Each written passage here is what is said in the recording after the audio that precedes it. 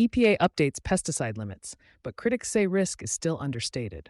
The U.S. Environmental Protection Agency, EPA, published a final rule today on Earth Day, of all days, updating pesticide tolerance limits for 6 active ingredients: hydrogen cyanide, 1-naphthalene acetic acid, carboxin, ethofumesate, thiobencarb, and propylene oxide.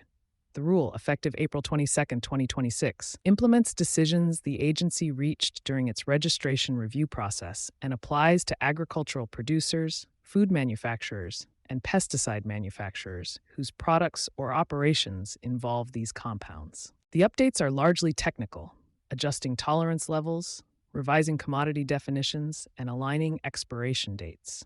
For ethofumesate, for example, the agency revised a tolerance expiration date from December 2025 to October 2026 to give exporters in WTO member countries adequate time to adapt.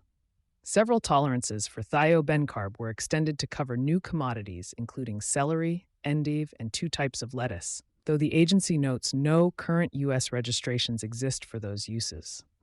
For most affected operators, the practical implication is straightforward. Confirm that products and practices involving these compounds remain within updated limits, and adjust documentation accordingly before any relevant tolerance expiration dates hit. What the process is designed to do. EPA's registration review framework requires each registered pesticide to be reassessed at least every 15 years.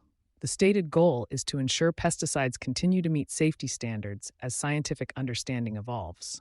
During review, the agency evaluates existing tolerances, assesses risk data, and takes public comment before finalizing any changes.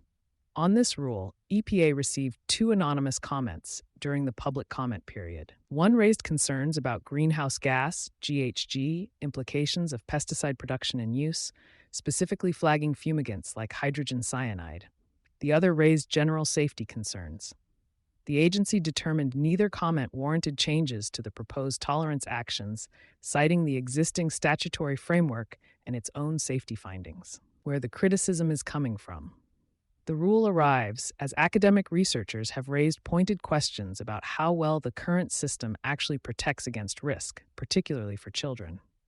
A review published in January 2026 by legal scholars Vivian Watnick and John Beaumont, analyzed through the regulatory review, examined more than 700 EPA tolerance decisions made between 2006 and 2024.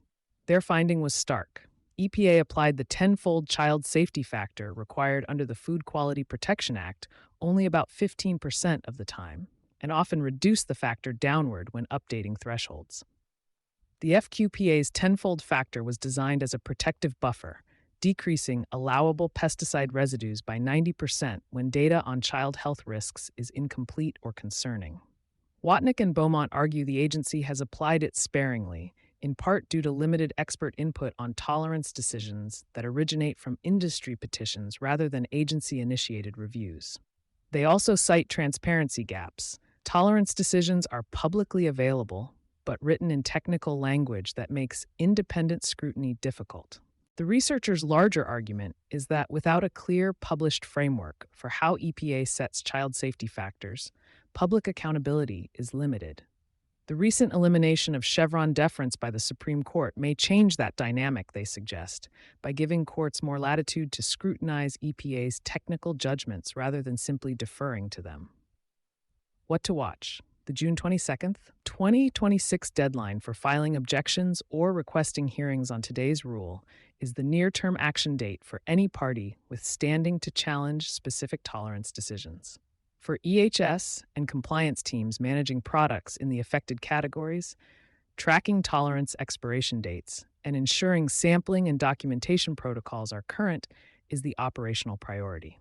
The broader systemic debate over how EPA weighs child health risk in the tolerance setting process is unlikely to be resolved quickly, but it is gaining traction in legal and regulatory circles in ways that could affect how future reviews are contested. You've been listening to Sustainability Soundbites by Environment and Energy Leader. For partnership opportunities, please reach out to our team.